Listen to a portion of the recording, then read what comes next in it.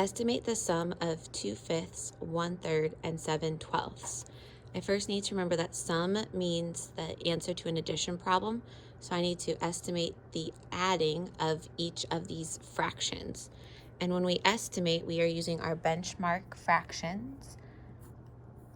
So we sketch each of our fractions.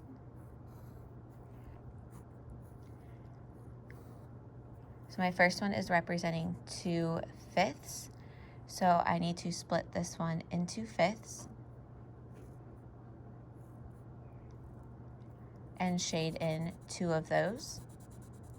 And then my number line that goes underneath my sketch needs to match the length so that we can figure out where this fraction is on the number line.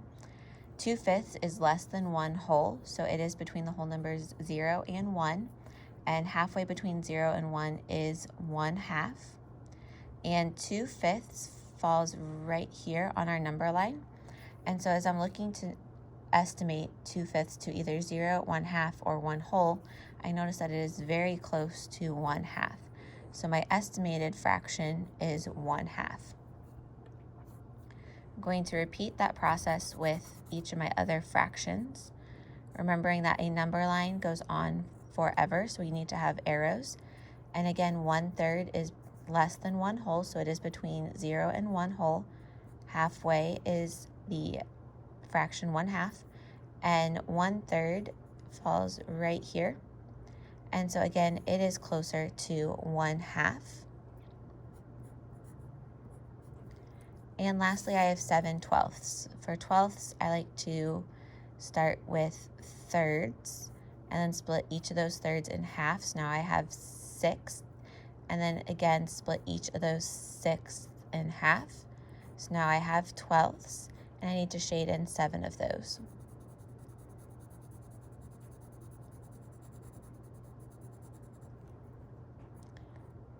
Keeping my number line the same length as my fraction bar.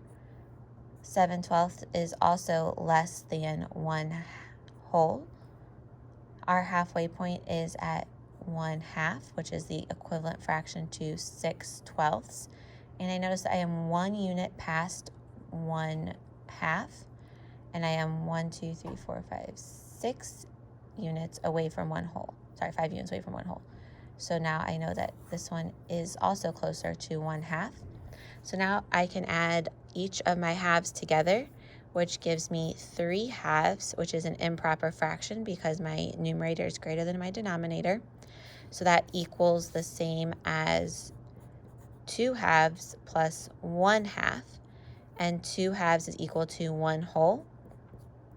So I get the improper fraction 3/12 is equivalent to 1 and 1/2. So the estimated sum of 2/5, 1/3, and 7/12 is 1 and 1/2.